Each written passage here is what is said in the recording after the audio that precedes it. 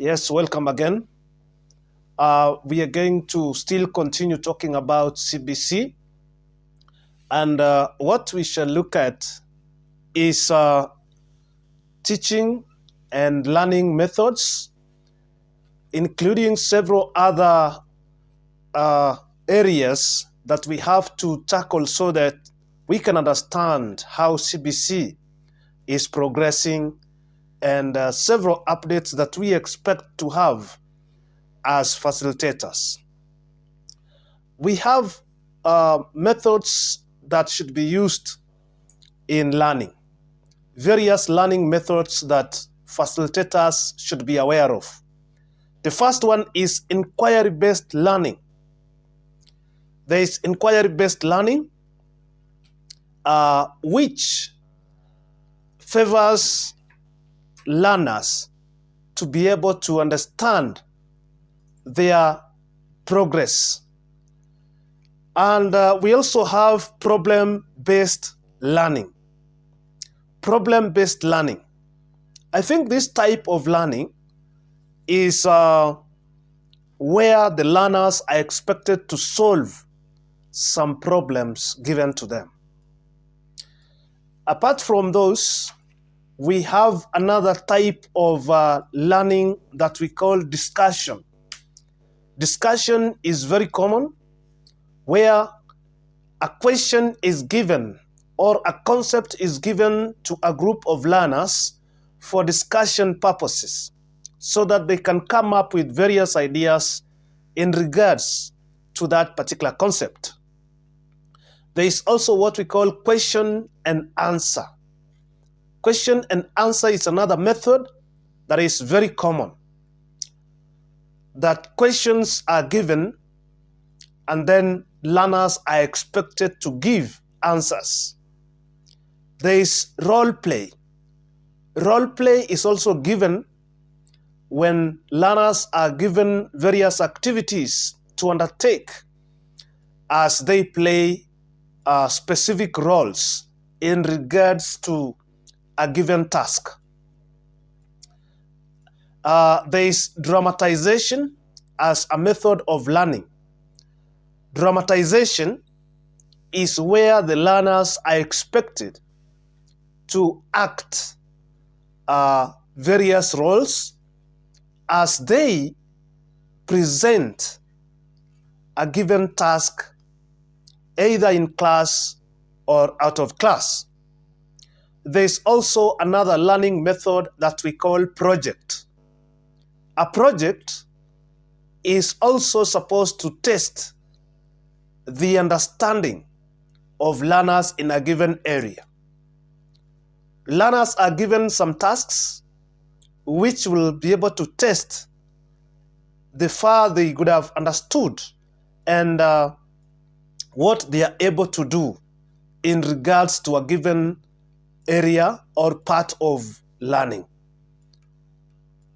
So it's good that we should understand these types of learning or methods of learning so that as we employ them in the classrooms, as we use them, it will be of the essence so that we do not use a single method. All these methods in CBC should be used alternatively so that learners will not be bored. Remember, learners can be bored if a facilitator uses only one method to teach or to facilitate them. Remember, we have other methods, for example, direct instruction. Those ones are the ones that are very common, not in CBC, but there are also other methods of learning like direct instruction and lecture method. The 5 E's of learning. We have what we call 5 E's of learning. When we talk about 5 E's of learning, what do we expect here? First of all, we need to understand that the 5 E's of learning include engage, explore, explain, elaborate, evaluate. Those are the 5 E's of learning, and we need to understand each. What do they mean? The first one is engage. When we talk of engage, this means to implore learners on experiences, to find out learners' prior experience to establish gaps. That it is to implore learners to engage. You implore the learners on experiences. You implore their own experiences to find out learners' prior experience to establish a gap. That is when you engage them. That is what it means. And explore. To explore means to allow learners to explore or experiment. You just allow learners to experiment through concentration learning experiences. You just allow them to experiment through concrete learning experiences as they concentrate. There is what we call concrete learning experiences even as they experiment. So when they experiment, they will be able to come up with new ideas or discoveries on a given topic. Another E is explain. What does it mean? Explain means to guide or lead learners in sharing what they have learned during the exploration stage. As they explore, you now give them time to explain, which means you guide them or lead them in sharing what they have learned during the exploration stage. So, which means after they have done the exploration, you now give them a guidance or a guideline. You lead them so that they can be able to share what they have learned during the exploration period or stage. Another E is elaborate. Elaborate. What is to elaborate? You let learners apply the knowledge and skills acquired. Now you let them, after they have shared, you let them now apply the knowledge and skills they have acquired. Learners may make presentations or carry out further investigations. They can carry out further investigations after they have given presentations. Another E is evaluate. What does it refer to? Evaluate, here the facilitator is expected to find out whether the learners have grasped the concept. It is the role of a facilitator to find out whether the learners have grasped the concept. So you have to find out. After they have gone through this learning process, it is your role as a facilitator to ensure that you investigate or you find out whether they have grasped the concept. And how do you find out whether they have grasped the concept? You find out through questions, assessment, and several other methods, like now seeing what they are doing and giving them time as they share, as they discuss. You are able to see, to point out the kind of points they are giving out, the kind of contributions they are giving. Then you can tell the far they would have gone in their research or in their learning process.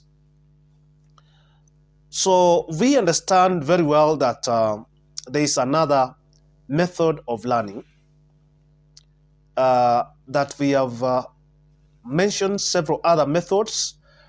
There is what we call question and response.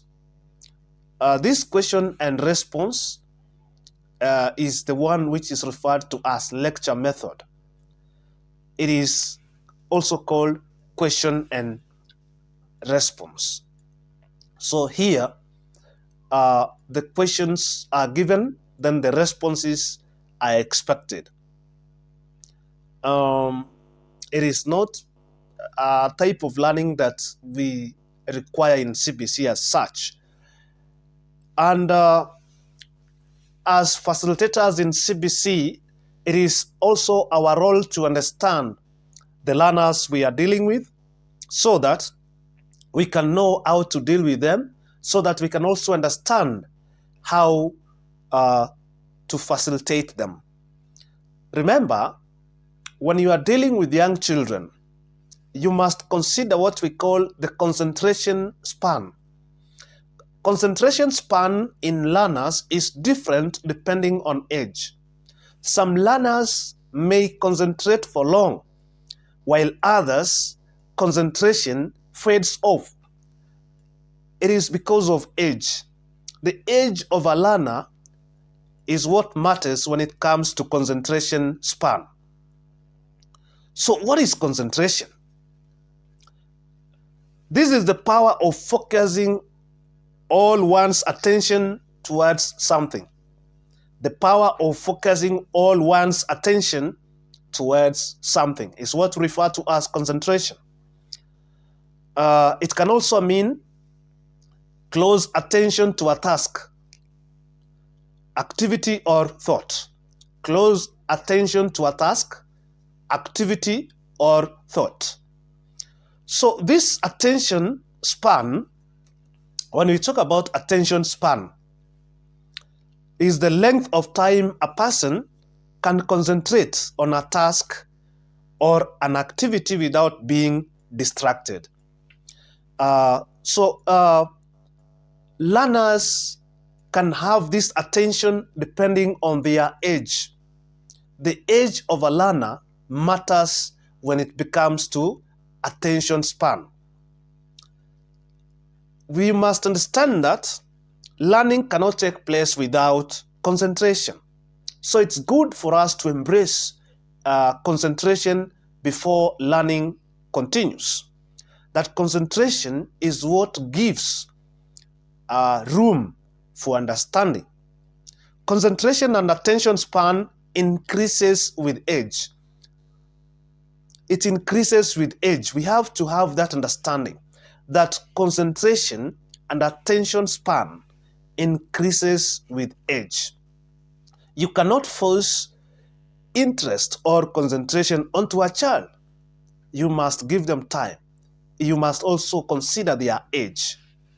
So how to develop concentration? How do we develop a good concentration in learners? We must make observation. That is the first thing we should do. That for us to develop concentration in learners, we must make observations. Through observation, you can notice which activities interest the child.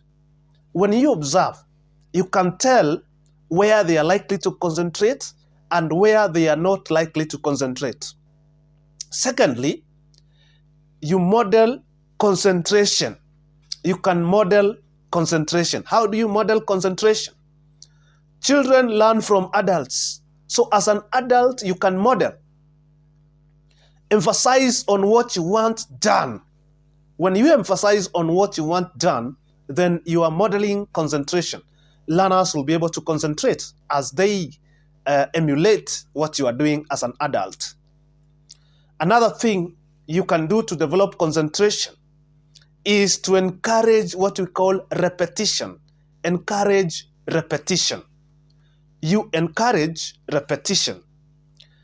Suggest that the learner should try again after completion. You keep on suggesting that the learners should try again after completion. Some learners finish and they relax. They finish a task or an activity and they relax.